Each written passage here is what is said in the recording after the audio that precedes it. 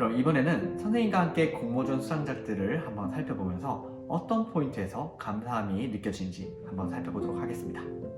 첫 번째로 여러분과 읽고 싶은 수상작은 경기 행신초등학교 5학년 김보현 학생이 쓴 제가 아빠를 지켜드릴게요라는 감사편지입니다. 사랑하는 아빠께 2달 전 아침 엄마의 전화로 걸려온 119 전화 한 통, 보이스피싱인 줄만 알았는데 아빠의 사고 소식이었어요. 엄마의 떨리는 목소리와 맺히는 눈물을 잊을 수가 없네요. 버스 정류소에 서 계시는데 음주운전 차량이 정류소를 덮치면서 한 분은 사망하시고 아빠는 2m 이상 나라가 떨어져서 의식이 없다는 믿기지 않는 소식이었어요. 저녁 읽으시면 보현아 아빠 왔다 외치면서 반갑게 들어오시던 아빠인데 하루하루 지나면서 현관문을 쳐다보고 아빠만 기다리게 되었어요. 늘 아빠가 집에 와서 놀아주고 책도 읽어주시는 게 당연한 일인 줄 알았어요. 아빠가 안 계시니 모든 시간이 얼마나 소중한지 비로소 알게 되었어요. 코로나 때문에 병원에도 갈 수 없어 아빠 보고 싶은 마음과 걱정만 쌓여갔네요. 그러던 어느 날 아빠가 조금씩 움직일 수 있다는 빛과 같은 소식을 들었어요. 그리고 하루하루가 지나서 아빠가 열심히 재활운동을 하셔서 집에 돌아올 수 있어 너무 감사하고 기뻤어요. 다리도 손도 머리에도 아직 상처투성이고 걸음걸이도 절룩절룩 걸으시는 게 낯설지만 지금 모습 이대로 아빠를 사랑하고 감사해요. 그리고 잘 이겨내 주셔서 감사해요. 아빠가 저와 함께 같은 공간에서 살아계셔서 감사해요. 앞으로는 아빠가 잘 못 걸으시고 늦게 걸으시면 제가 조금 더 천천히 걷고 길을 다치셔서 잘못 들으시면 제가 아빠의 귀가 되어드리고 힘드시면 제 어깨에 기대고 저를 잡고 걸으세요. 아빠가 지금껏 저의 버팀목이셨으니 이제 제가 아빠를 지켜드릴게요. 아빠 사랑해요. 아빠의 사랑하는 딸 보현 올림. 네, 그럼 지금부터 이 편지를 함께 살펴보면서 어떤 포인트에서 감사함이 느껴졌는지 그리고 어떤 포인트에서 심사위원들의 마음을 움직였는지 한번 살펴보도록 하겠습니다. 우선 이 편지 같은 경우 처음 부분에 상황에 대한 설명이 잘 나와 있습니다.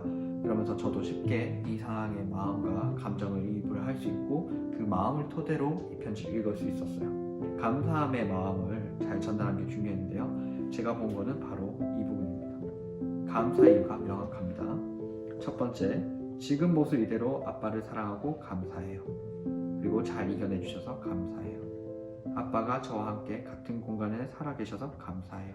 왜 감사한지 이런 부분도 있고요. 그 뒤에도 아빠가 힘드실 때 내가 어떻게 되어드리겠다. 이것도 아빠가 지금껏 저의 버팀목이셨으니 이제 제가 아빠를 지켜드릴게요. 아빠 사랑해요. 자신이 받은 감사함과 또 내가 앞으로 어떻게 하겠다. 그리고 사랑한다는 감정을 담아서 짧은 감사 편지임에도 불구하고 심사위원의 마음을 충분히 녹인 것 같습니다.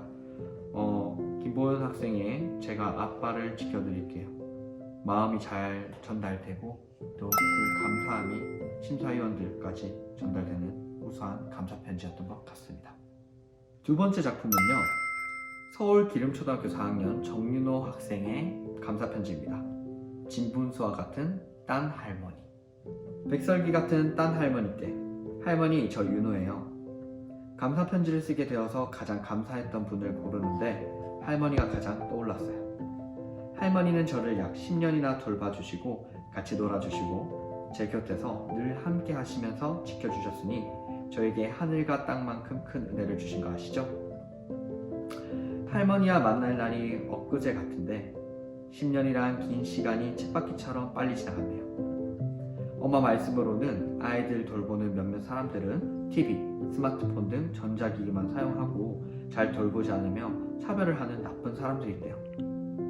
하지만 할머니는 그 반대였어요. 스마트폰을 이용하더라도 같이 노래를 들으며 춤을 추고 재미있게 놀아주신 것도 기억나요. 비록 돌아가신 외할머니의 부탁을 받아 돌아져 가주시기는 했지만 10년까지나 돌봐주신 걸 생각하면 지금도 눈물이 나요.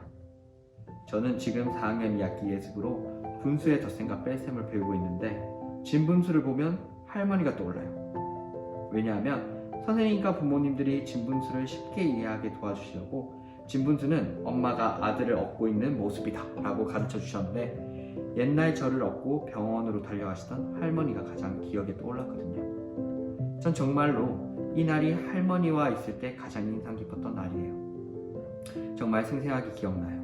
그래서 저에게는 할머니가 가족처럼 느껴져요. 할머니는 믿을 수 있는 저의 버팀목이시고 그동안 돌봐주셔서 친근하니 모든 걸 말해도 될 것 같은 푹신하고 편안한 침대 같아요. 할머니를 못 뵌 지 한 달이 넘었네요. 방학이 되면 바로 갈게요. 이렇게 많은 것을 도와주시고 저를 돌봐주시다니 할머니는 제 인생의 선물 같아요. 그래서 할머니는 저에게 예수님과 같아요. 할머니, 다시 한번 사랑하고 건강하세요. 이 은혜 잊지 않을게요. 2019년 7월 8일 할머니를 사랑하는 윤호올리. 그리고 이 친구는 편지뿐만 아니라 간단하게 시를 적어서 같이 제출해줬는데 시도 한번 읽어볼게요. 백설기, 뜨끈뜨끈하고 김이 모락모락 나는 따뜻한 할머니와 쫀득쫀득해서 귀에 착 달라붙는 할머니가 책 읽어주시는 소리. 백설기처럼 하얀 할머니의 하얀 머리카락. 할머니 사랑해요. 그럼 저와 함께 편지를 차근차근 살펴보면서 어떤 포인트가 감사함의 요소가 잘 느껴졌는지 또 심사위원의 마음을 움직였는지 살펴보도록 하겠습니다. 먼저 처음에 누구에게 감사함을 표현하는지 그리고 왜 감사함이 담겨 있는지 그 이유에 대해서 구체적으로 설명을 잘 해준 것 같아요. 하지만 이 편지에서 가장 하이라이트는요, 바로 비유적인 표현입니다. 바로 진분수와 같은 딴 할머니인데 왜 진분수와 같은지 여기 설명이 되어 있거든요. 진분수는 엄마가 아들을 얻고 있는 모습이다, 이 포인트인데 할머니가 내가 아플 때 얻고 병원으로 달려가던 그 모습을 진분수에 묘사를 해서 아주 그 왜 감사함이 느껴졌는지 정말 마음으로 잘 느껴지는 것 같아요. 그리고 또 비유적인 표현이 하나 더 있는데 믿을 수 있는 버팀목이고 그동안 돌봐주셔서 친근하니 모든 걸 말해도 되는 푹신하고 편안한 침대 같아요. 어떻게 보면 거창한 표현도 아니고 학생들의 이런 마음이 담긴 그런 표현을 학생의 목소리로 표현했다는 게 제가 느낀 감사함의 포인트였습니다. 그리고 이 편지와 함께 백설기라는 이런 시와 그림까지 같이 보내줘서 정말 이 할머니에 대한 감사함을 정말 마음속으로 느끼고 있겠구나, 이런 것들을 알 수 있었네요.